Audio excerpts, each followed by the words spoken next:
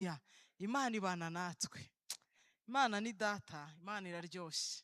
Yesu ashimwe cyane. Imana igira imbaraga, ifite n'ubushobozi bwinshi. Umuntu yageze mu kaga n'amakuba aravuga ngo Mana kubera iki? Why this? Why me? Kubera iki ugakomeza wibaza? Ariko data yakwiyeretse. Haleluya. Imana ifite ubugari bunini cyane. Barenyegeza bakenyegeza ngo bagusaze ariko ntago wasara. Natekereje ukuntu benyegeje itanura bakaryenyegeza ngo muryenyegeze. Ariko hari ibintu twumva ni nk'amateka. Mugaya ngo ni story mukagira ngo ni story. Biriya bintu biririyo. Ibintu biduhiga bifite imbaraga ariko uri mu ruhande rwacu n'umunyembaraga. Uturwanira arakomeye cyane. Yesu ashimwe cyane. Bakaryenyegeza inama zigacurwa. Ngo ntushaka ugashaka, ntubyara ukabyara, ibintu byose bikageraho bareba inama. Nibyo byabaye bari abagabo benyegeza itanura bararyenyegeza bagira ngo barabanagamo mu kanya gato bahinduke nk'ivu. Ariko bagenda bemenye, bagenda bakomeye kuko uri muri bo. Haleluya.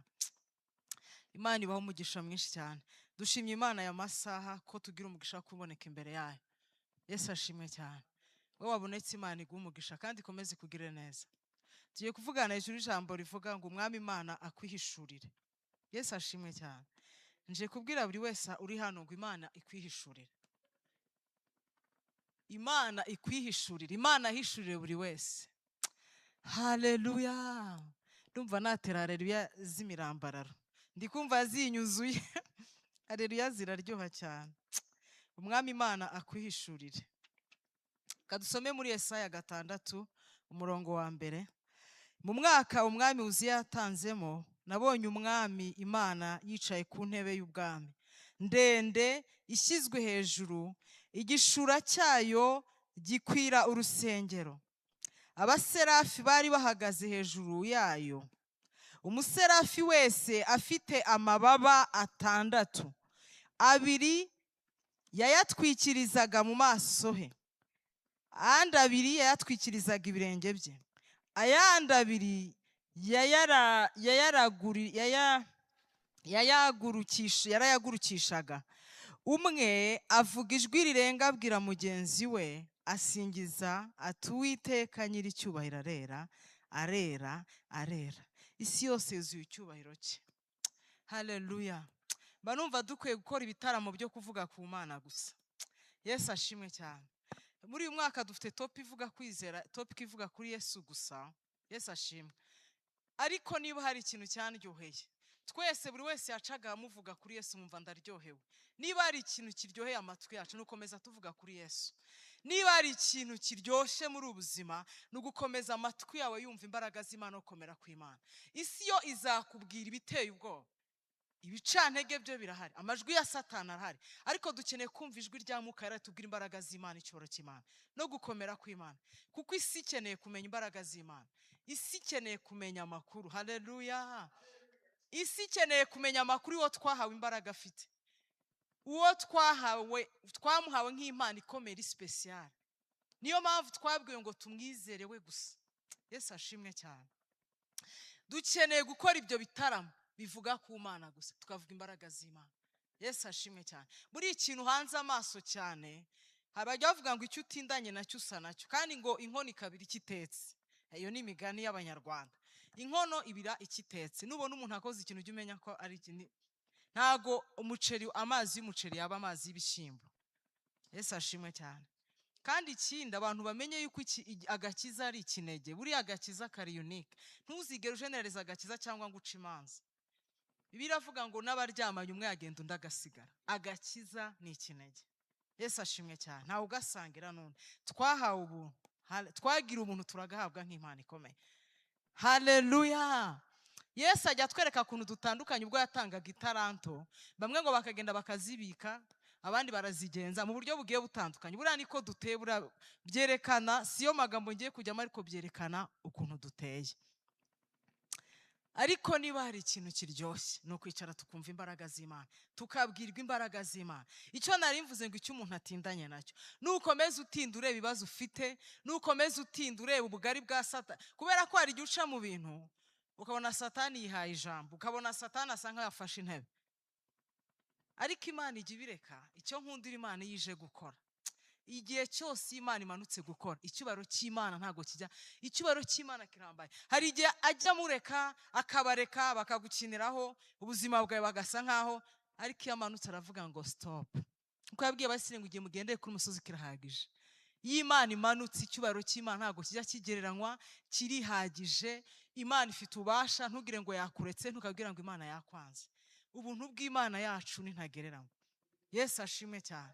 Icyo mbabwira, kudahanga amaso ibibazo. Iyo uhanze amaso ibibazo biragenda bikakurusha imbaraga, wowe ugasa nkaho bikumara imbaraga z'umutima. Niyo mpamvu umuririmbyi yaririmbye ngo ibihe ntibikumara imbaraga z'umutima, kubera kuko uhanze amaso. Bibiliya itwereka abo bagabo bahanze amaso bagiye gutata ari 12.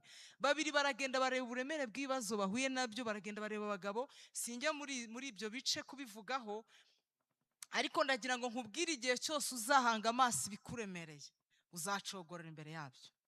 Ariko nuhanga amaso imbaraga z'Imana, nuhanga amaso icyubahiro cy'Imana, nuhanga amaso ubunini bw'Imana, nuhanga amaso imbaraga z'Imana, uzuzura imbaraga zibigendera hejuru. Yesu ashimwe cyane. Haleluya. Bari abagabo 12. Abagabo 10 baravuga ngo murebye ibitangaza twawe nabyo. Mbega abagabo, mbega ukuntu baturebye bakabona turi inzige imbere yabo, mbega ukuntu twagaragaye nk'inzige, baturebye bakabona turi inzige, natwe tubarebye. Nuko ibibazo bijya biza imbere yawe, nka kuriya Goliyati. Ko ndi kumva nshaka kuvuga ibintu byinshi kandi atari byo nshaka kwinjiramo, ariko ndagira ngo mbabwire ubunini bw'ibibazo, kuntu bujya budomina umuntu bukamumaramo imbaraga z'umutima. Yesu ashimwe cyane. Bukamumaramo imbaraga z'umutima.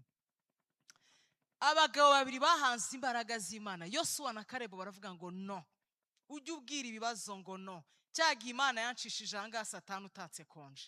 Imana yabigenje ABCD, nta konje wari watse. Yesu ashimwe. Umubwire ngo yabikoze, cyagira ko afite imbaraga ishoboye byose. Uyibwire ngo, uyibwire, ujye ubwira ibibazo imbaraga z'Imana. Ntukajye uhora ubwira Imana ibibazo ucamo, irabizi kukurusha. Ujye ubwira Imana ubunini, ujye ubwira ikibazo ubunini bw'Imana yawe. Haleluya. Yesu ashimwe cyane.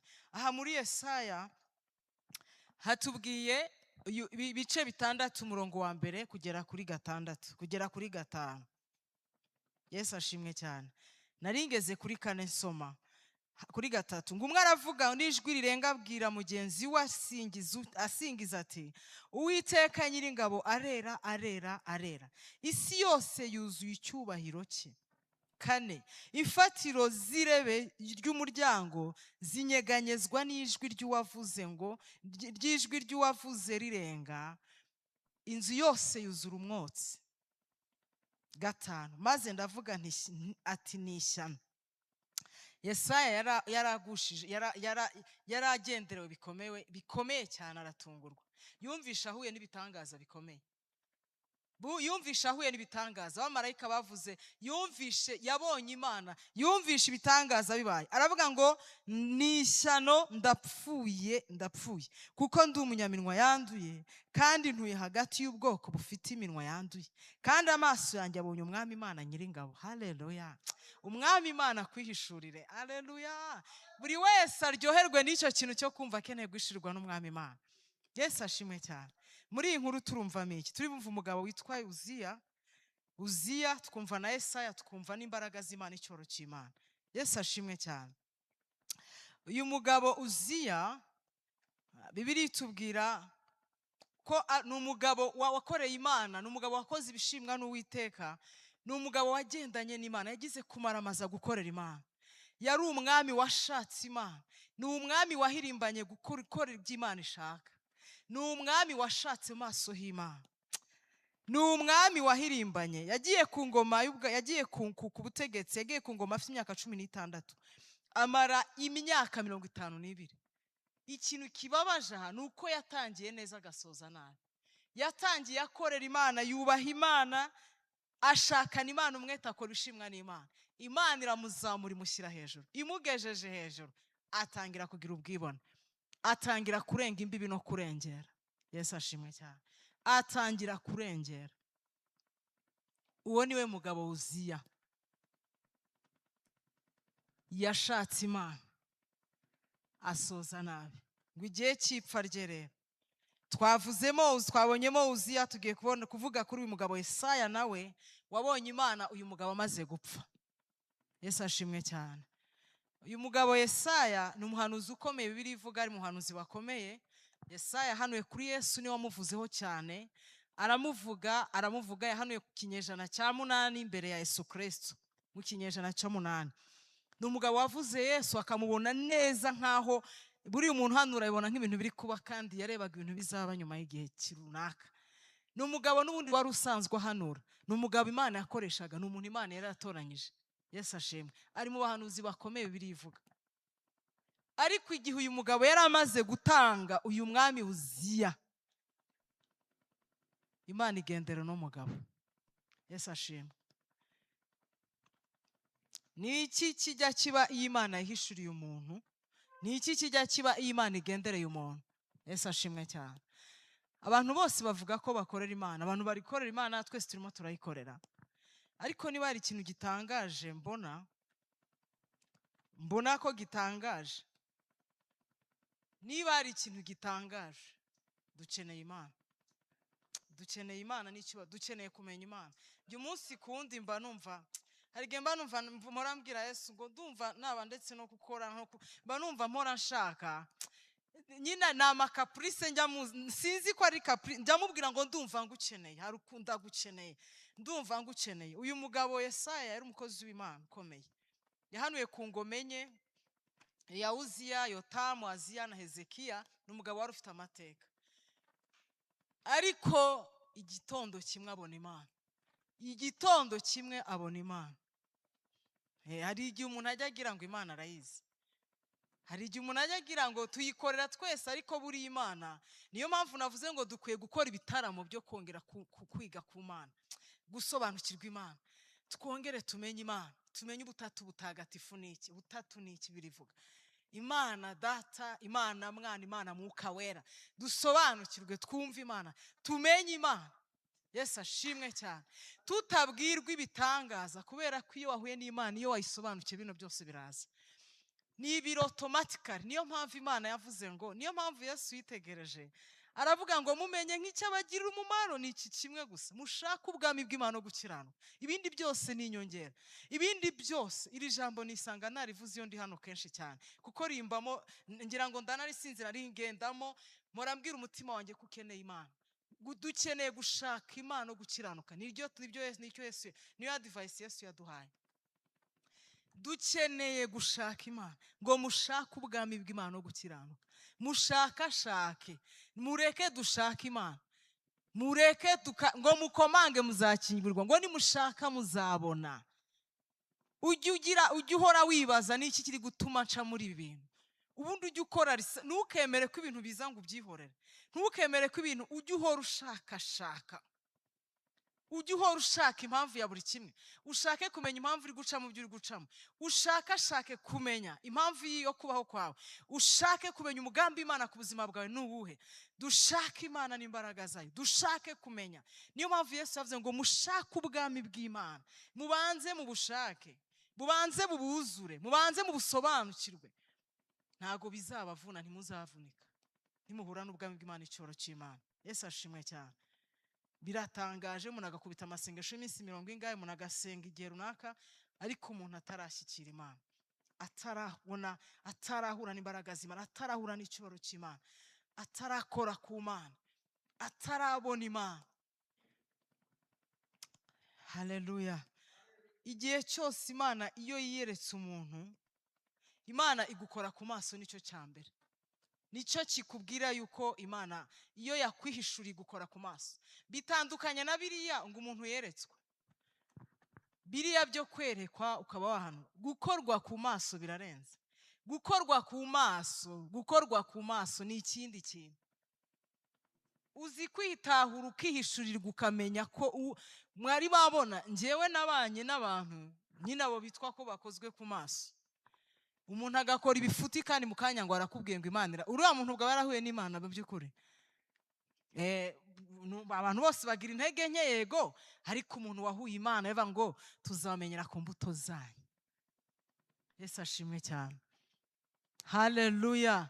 abavuga mwami mwami Imana. Yesu reka ne kwinjira aho, yaravuze ngo abo ngabo n'abakuhirimbana ibyo uzakora byose. Ntago biriya bintu bijya bikanga Imana cyane. Ikintu nabonye Imana yitaho gikomeye gifite imbaraga n'umutima w'umuntu, iranabivuga ngo nkundishwa umuntu wese uhindishwa umushyitsi ijambo ry'Imana akagira umutima umenetse, uriya mutima ni ukorana n'Imana. Ntuzayikangisha imirimo ukorera Imana, kuko izakubwira. Yaravuze Yesu ngo nzabwira aba n'aba ngo sinigeze kubamenya.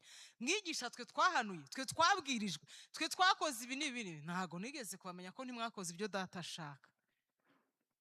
Imana rero igukora ku maso, haleluya, ikagudisikavaringa aya maso urebesha abandi. Najyaga mbwira abahanuzi nkababwira ngo mwebwe sinfobya abahanuzi bambabare barimo hano bihangane, ndi kuvuga ukuri ku ijambo ry'Imana uko mba ndihawe. Umuhanuzi ashobora kureba, kuba nareba ibyo Imana igiye gukorera mama Dorcas, Manuel, nkaba nkareba bitandukanye no gukora ku maso, kwihishurira ko Imana imeze n'imbaraga zayo n'icyoro cyane. Ikindi ikaguha nawe, ikaguha gusobanukirwa uriwe mu Mana. Yesu ashimwe cyane. Ntabwo birangiriye kuri biriya ngo weretswe ibya kanaka, winjiye mu kirere cy'umuntu urimo urareba amakuru ye. Kuriya ntabwo ariko guhishurirwa, siko gukorwa ku maso ndi kuvuga ahangaha. Ndi kuvuga gukorwa ku maso, kwidisikavaringa, wowe kwitahura ubwawe. Aya maso urebesha abandi akakwinjiramo wowe, akakwinjiramo, aya maso akakwinjiramo, akancukumbura fifi wenyewe intege nkeza, akancukumbura nkaca bugufi. Yesu ashimwe cyane.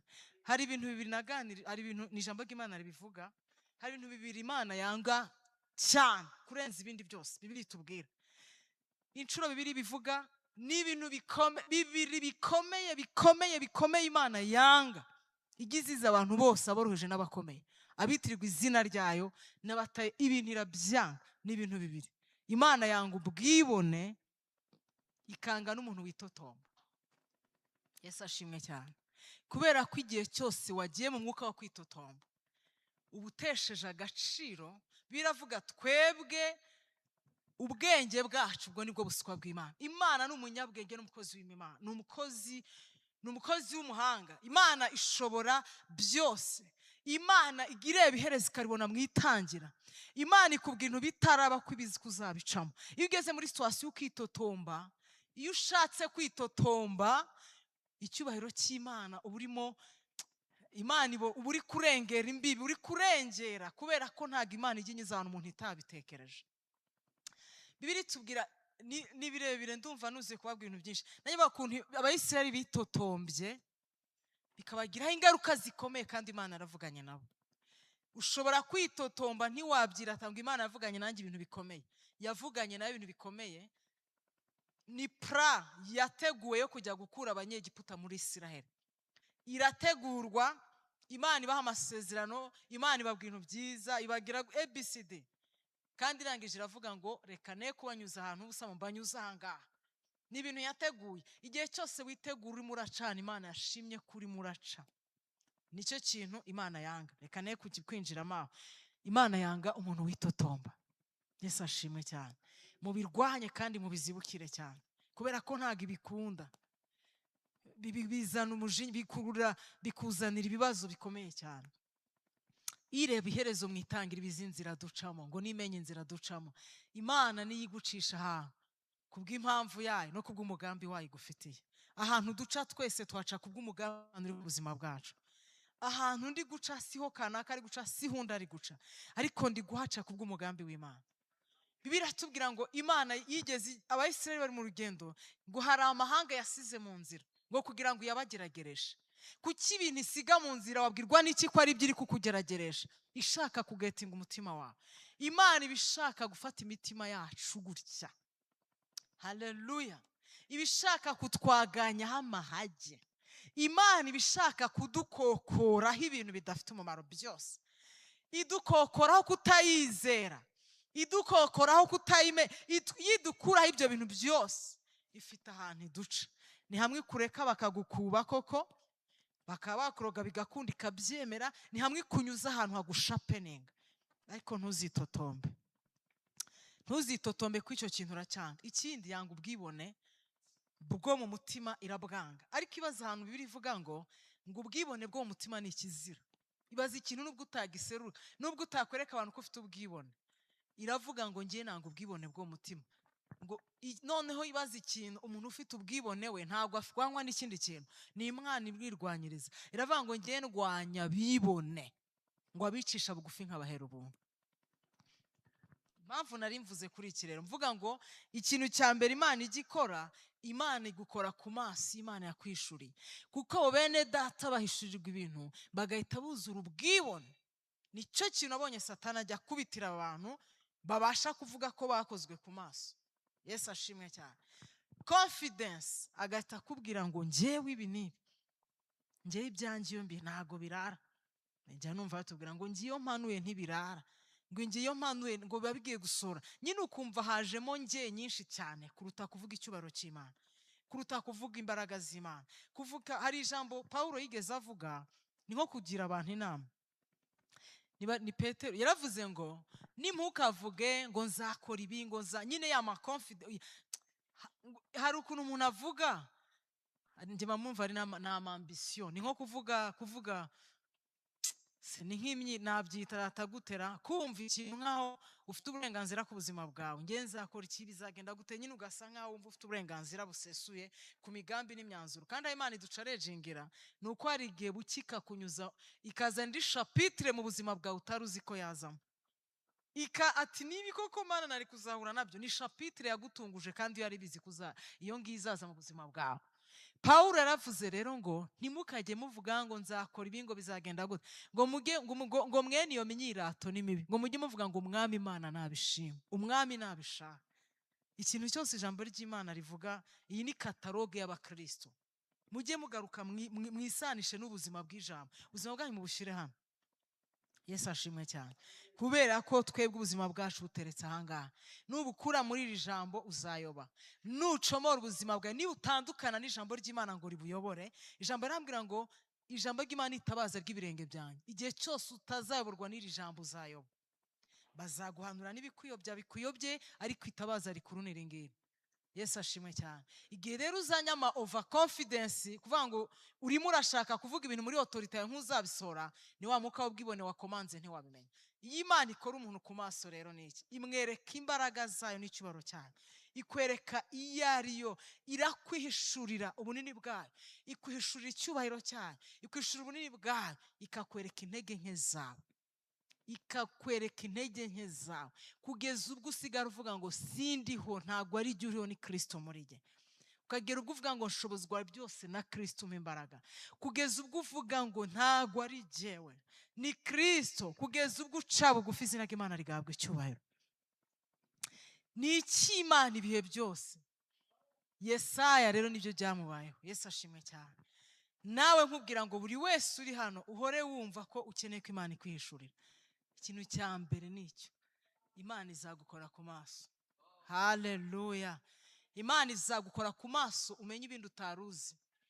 Bitandukanye no kuza nkareba, kuba nareba ibya Korodina nkamenya yuko Imana igiye kumuha akazi, kuba namenya ko Imana imuhaye visa. Ntabwo ibyo bihagije, ntabwo ibyo ari byo binyeretse icyubahiro cy'Imana no komera kw'Imana.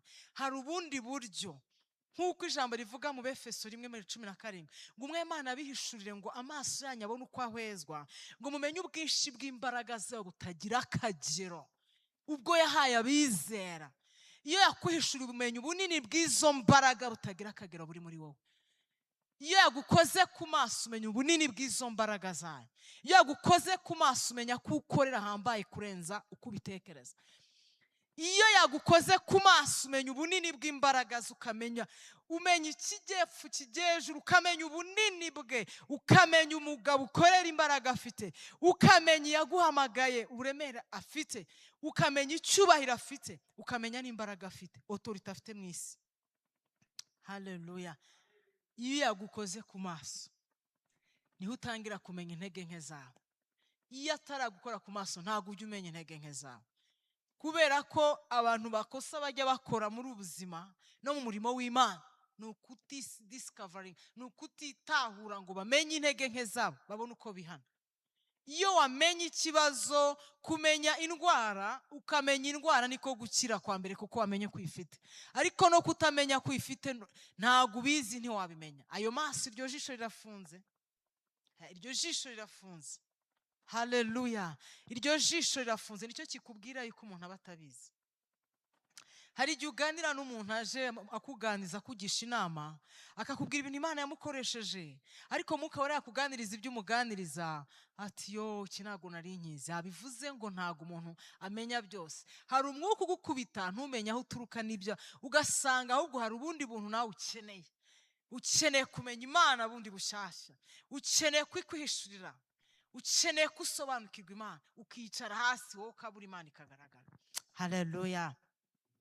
Icya kabiri Imana ikorera umuntu yamaze kwishurira, iramweza. Iyo imaze kukwishurira irakweza. Yesu ashimwe cyane. Irakweza ikagutunganya. Haleluya. Ubu mubona abantu bakorera Imana batejejwe. Yesu ashimwe. Bitandukanye kwa kwezwa. Uyu mugabo sibwo yese abona ko ari umunyaminwa yanduye. Aka kanwa se siko kahanuriraga Imana akayivugira. Si hagurukijwe muhanuzi bakomeye, umuntu wavuze kuri Kristo, umuntu wamaze imyaka 40 ingahanura, umuntu wakoreshejwe Imana, wakoreshejwe iby'imbaraga, ariko Imana ikimwihishurira yahise abona ko akwiye gutunganywa. Imana iramweza, iramutuma. Yesu ashimwe. Imana irangije iramweza. Ahangaha Imana irakweza, Imana ikagutunganya. Haleluya. Ahangaha ni hahandi umuntu wese ahabwa izina rishya. Yesu ashimwe. Nk'iryo Yakobo yahawe akurwaho kuba Yakobo akitwa Isiraheli. Uriya mugabo mu by'ukuri yari afite isezerano, ariko yari atarezwa nawe, yari atarezwa.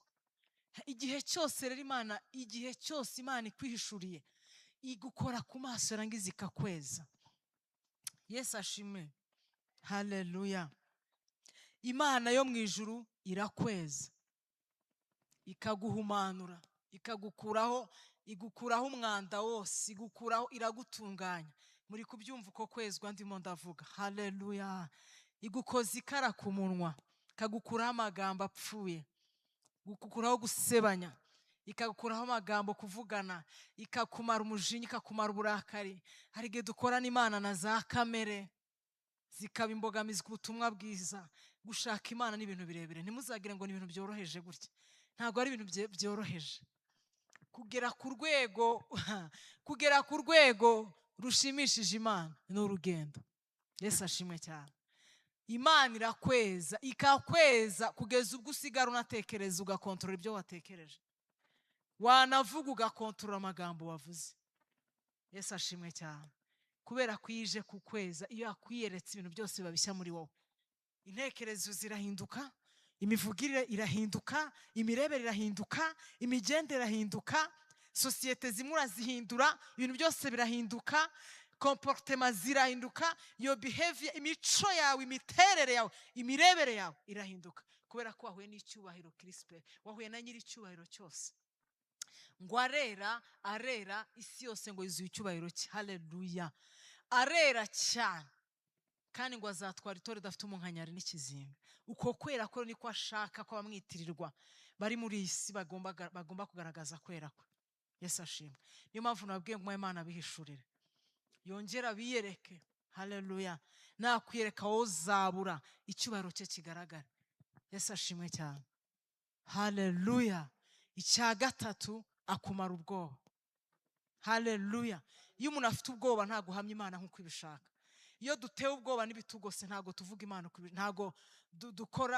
ntabwo dukora icyo twahamagariwe gukora uko bikwiye. Iyo dutewe ubwoba n'ibitugose hari aho tutagera. Muri uka kuntu Yesu yagiye ahamagara intumwa zitandukanye, ariko Imana yagiye ibireka ko hari urundi rwego bakeneye kugira ngo ibe expose, kugira ngo bajyane mission, kugira ngo yaberetse ko hari urwego bakeneye. Yesu ashimwe cyane. Haleluya. Haleluya. Yamaze Petero ubwoba. Petero wabanye na Yesu, Petero wakundanye na Yesu, barabanye. Yesu ashimwe cyane. Hari ishusho Imana ijye yereka umuntu. Hari ishusho Bibiliya itubwira Yesu yigeze yereka Petero na Yohana na Yakobo bari ku musozi. Ni kariya gashya Imana igikorera umuntu wahuye nayo by'ukuri. Ubona ibindi bitandukanye nuko usanzwe ubibona. Ibintu birahinduka. Haleluya. Rya nihishirwa riri special.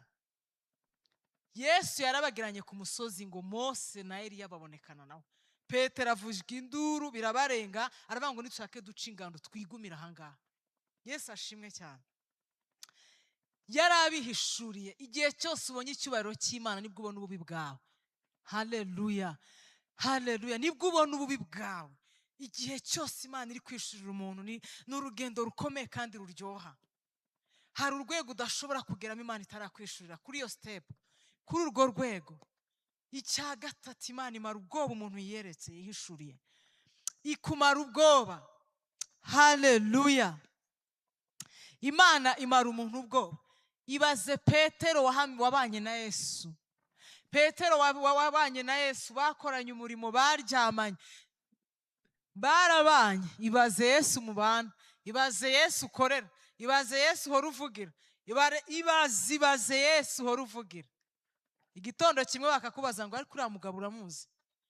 Ati umugabo ko muri ati njye ntabwo uriya mugabo muzi. Mwabonye step ya mbere buri wese akwiye kuvamo? Mwabonye urwego rwa mbere buri wese akwiye kurenga, runo rwego akaruvamo? Haleluya. Uru rwego buri wese arusige. Imana ibahe gushira ubwoba. Haleluya. Imana ijya imara ubwoba umuntu yeretse. Ibaze umugabo, umuntu Yesu yakoze imirimo ikomeye cyane bari kumwe na Petero. Yesu yakoze ibintu bikomeye cyane. Yesu barabanye. Petero yarazi Yesu mwenyewe, yaranamukundaga cyane. Yaramukundaga ku rwego avuga ngo mwigisha niyo wajya muri gereza wivuga ibyo bintu twajyanayo. Nuriya ni rwa rukundo. Ni kuri ubwira Yesu ngo mwami ndagukunda. Ni kuri rwo umubwira ngo ndagukunda. Ni kuri hora umubwira ko umukunda. Ariko urukundo tumukunda afite ahantu arupimira neza ko tumukunda by'ukuri. Niyo mpamvu ntago wahakwepa. Yesu ashimwe cyane. Yesu aramubwira ati wowe uzanyihakana. Ati ntibikabe mwigisha. Aracyayumvaga bidashoboka. Ariko Imana imaze kumwihishurira, yamumaze ubwoba yuzura kumuhamya. Uru rwego rwa gatatu rwo kumarwa ubwoba, iyo utaramarwa ubwoba neza ntabwo ujya ukorera Imana nk'uko bikwiye. Haleluya. Mu rwego rwo mu kwihishurirwa n'Imana, ni urwego rukomeye cyane rutuma ukora impamvu yo kubaho kwawe. Ntaho utagera, nta n'icyo utakora. Ubwoba ni inzitizi, ni imwe mu nzitizi yo kudakora ubutumwa bwiza no kutavuga ubutumwa bwiza. Ni imwe mu nzitizi yo gutuma umuntu atagira aho agera kubera ubwoba. Ibaza abantu bakabaza Petero, ntabwo uriya mugabo mwabanye ko muvuga kimwe nta nubwo muzi, agahakana neza. Ntabwo Yesu ntumuzi, ntabwo muzi, agakwepa. N'undi bahura agakwepa. Ni ukujya ukwepa uri mu bibazo, ukajya umukwepa no muri test. Nangiye kuzana stories ziba mu rubyiruko bagutereta, ukabuze ko umugabo arimo aragutereta, umugabo w'abandi, umukobwa musore aragutereta, ukanga guhamya ngo ufite isoni, ngo ufite ubwoba.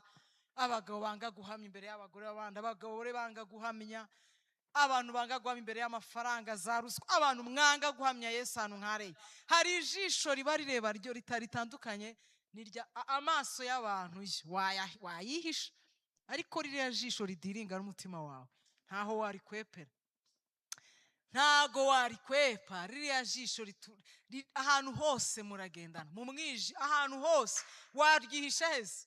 Ririya ntago waryihisha, rifite imbaraga, muragendana ahantu hose kandi riba rikureba. Ririya jisho riguhoraho, ryumva ibyo uvuga, ryumva ibyo ukora, rirebe. Umunsi ku wundi twebwe tuba muri test abakijijwe. Yesu ashimwe cyane. Iriya test yashyikiye Petero, ishano riragwa. Ntago yarazi ko yakwihakana Yesu. Ntago yarazi ko yamwihakana. None inshuro ya mbere, ya kabiri, ya gatatu agahinda karamwica. Ni kuri ukora icyaha ukagenda ukarira kuvuga ese Mana ni ikikubwira ko ukeneye ko Imana ikwishurira. Yesu ashimwe cyane. Haleluya. Ukeneye izindi mbaraga zitari izawe, wowe ugapfa Kristo muri wowe akagaragara. Yesu ashimwe cyane. Ugapfa Kristo muri wowe akagaragara, hakaba hatakiri wowe, hakaba ari Kristo. Ijambo rivuga ngo mushobozwa byose na Kristo ubaha imbaraga. Wowe ukabura, Kristo agagutsindishiriza. Yesu ashimwe cyane. Iyo Kristo yakwishurira kumara ubwoba, ukamuhamya mu gihe gikwiye n'ikidakwiye, akaguhamya mu bihe bishoboka n'ahandi ubona, ukamuhamya kubera ko yamaze kukwihishurira. Petero bakubitaga wa undi babwiraga batanamukozeho. Noneho hari igihe bamukubise akajya abarangiza agakomereza aho yaragejeje. Ntago byakoroha, nta nubwo bishoboka ko twakwirumanganya guhamya uwo twabonye. Uwo twiboneye twakozeho yari yamaze gushira ubwoba, yari yamaze kumarwa ubwoba. Haleluya. Imana ikwishura ntago gusiga uko waruri, usigara uri umuntu udasanzwe, usigara uri umuntu udasanzwe. Imana yirata ikavuga ngo uyu najya hariya ndamwizeye, mufitiye icyizere. Uzi ko hari abantu Imana idafitiye icyizere avuga ati uyu nibamushyira hariya arankoza isoni. Hari n'abandi akumaramo inkamba akavuga ngo akakwe-expose ati uyu aho ajya naho azahagarara izina ryanjye rizahabwa icyubahiro. Nicyo Yose bakozemo akazi. Yesu ashimwe cyane. Nicyo kintu Yesaya yahuye nacyo. Haleluya. Imana imukora ku maso, Imana irangije iramweza, Imana imumara ubwoba, irangije iramutuma. Nicyo cya kane. Haleluya. Iyo Imana igutumye imaze gukora ibyo bintu byose muri buri wese uri hano, Imana igukura mu rungabangabo. Yesu ashimwe. Imana iragutuma, iguha impamvu yo kubaho kwawe, ikubwira impamvu uri muri ruriya rugo. Yesu ashimwe cyane. Ntabwo urugo urimo, ntabwo Yesu ashaka kurusohokamo. Hari mission uhafite. Yesu ashimwe cyane. Ahantu uri ntabwo ashaka kuhava. Mu itorero hari mission, ahubwo mubaze ngo mwami urashaka nkora iki? Kuko iyo akumaze ubwoba aragutuma. Kwa Kesaswa aguha direction. Haleluya. Aguha umurongo w'ubuzima. Ntabwo agusiga gutyo gusa nk'umuntu udafite nk'umuntu ntabwo ubaho gutyo gusa. Umuntu wese uriho gutyo gusa ni umuntu utaragira ishurirwa n'ababwe, ni umuntu umwami Imana atarihishurira. Ariko umwami Imana iyo yakwihishuriye ntabwo usigara uko warori. Ibintu byose birahinduka na situation zirahinduka. Aguha icyerekezo gifatika ukavuga ngo mbonye Imana. Ntabwo mu buzima bw'urungabangabo, ntabwo mu buzima bw'ibigare, ntabwo upfa kujya ukagaruka nk'utazi icyo ushaka. Uba mu buzima ubaho by purpose. Nubwo byabisharira uriho by purpose, uriho kubw'impamvu y'Imana, ntabwo uriho kubw'iyawe. Akunyuza ahantu ugakora ubushake bwe. Haleluya. Akunyuza ahantu ukora ibyo ashaka, ntabwo akunyuza ahantu ukora wowe ibyo ushaka. Ijambo ry'Imana rivuga ngo ntabwo turi abacu ngo twigenga. Iyo ukigenga ntabwo waba wahuye na Yesu. Bwa bwoba buba bukikuzuye, abataragukoze ku maso, abatarakwejeje. Rero ni urugero ruri perfect umuntu ageramo, Imana ikamwirata ikagushyirana uvuga ngo nubwo bisharira ntabwo azigera nkoza isoni. Nubwo bimeze gutya, haleluya, nubwo bimeze gutya ntabwo azigera nkoza isoni. Yesu ashimwe cyane. Ntari umuntu usenya urugo mwaganira akakubwira ibintu, ubwo sinzi ni kuri bamwe wenda n'abandi bari online, sinzi umuntu wenda nka kese runaka zitandukanye abantu bacamo mu ngo. Umuntu akakuganira nk'urugero, ushobora kuganirira umuntu ibintu we uwo muntu yarabaye divorce, yararuvuye mu rugo byaramuyobeye. Bitavuze ko hari abo byagwirira, aho ninya kubavuga kubera ko abantu benshi birabakomeretsa, ariko nta yindi ishobora kuko uri ku ijambo ry'Imana kurahari. Nubwo ntari kubwira ntari mu nyigisho za kapozi, ariko hari igihe umuntu aca mu bintu agatsindwa agasohoka urwa karuta, kandi yakubwira ugasanga ibyo akubwira wowe warabyihangane kandi uracyahari. Wowe uracyari urakomeje, nta na gahunda ufite yo gusenya. Bivuze ngo ntabwo umuntu ageneraliza, ntimukageneralize ibintu ngo mubidefanda, ahubwo twebwe twubakira ubuzima bwacu bwubakiye ku ijambo ry'Imana. Ijambo ry'Imana rivugaho iki? Hari icyo ribivugaho kuri buri situation iyo ari yo yose. This is our catalog. Ku mukozi w'Imana wari wese, waba uri umujene, ijambo rivuga rikavuga no kumbata n'umugaragu ko baguye kwifata, no kubana, no kuri buri kintu icyo ari cyo cyose. Ijambo ry'Imana rifite ikintu rivugaho, no mu gukorera Imana, no muri ahantu hose. Rero Imana iyo imaze kukumara ubwoba iragutuma, ahubwo uyibaze ngo urashaka nkora iki? Sibyo? Hari umuntu wari ushobora guhora aza mu rusengero imyaka yose, kandi Imana hari ikintu ibona ishaka ko hari icyo wakora. Imana hari ikintu ishaka ko wakora, kubera ko itaranto twawe ziratandukanye. Iyo yaguhaye niyo yahaye undi ziratandukanye, ariko zose zigira umumaro kubaka umurimo w'Imana, zigira umumaro kubaka ubwami bw'Imana. Mu muryango wawe menya impamvu wahawe ubwo buntu, wahawe ako gakiza.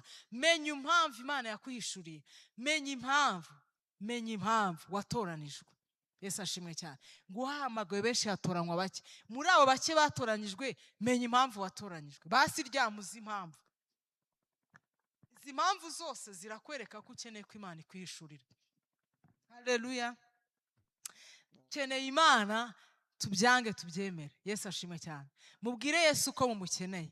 Haleluya. Mumubwire ko mumukeneye. Yesu araryoshye, Yesu ni mwiza. Umuririmbyi yaririmbye ngo undyohera cyane ngo kurenza ubuki, ngo andyohera cyane nta buki buryoha nkawe, nta buri kisenga ufite umbereye byose. Iyo umuntu ageragezwa, iyo yumva ubusharire, ariko Yesu iyo muri kumwe wumva ijwi ry'ihumure. Haleluya. Wumva ijwi riguhumuriza, wumva ijwi rye riraryoshye cyane. Imana ibahe umugisha. Yo n'amasaha narengeje. Imana ibahe umugisha mwinshi, mubarikiwe sana. Umwami Imana abiyereke, abihishurire, murusheho kuryoherwa n'Umwami Imana abiyereka. Amahoro ya Kristo.